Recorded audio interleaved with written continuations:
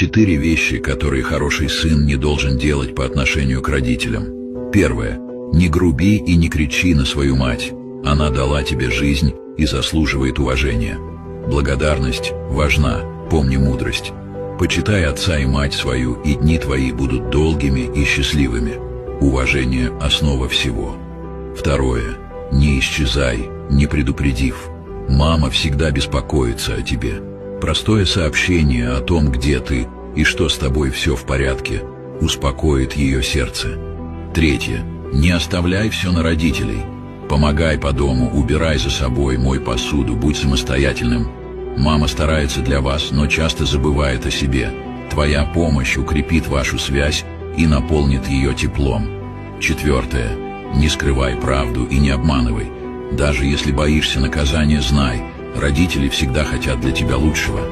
Доверься им, делись своими переживаниями. Вместе вы сможете преодолеть любые трудности.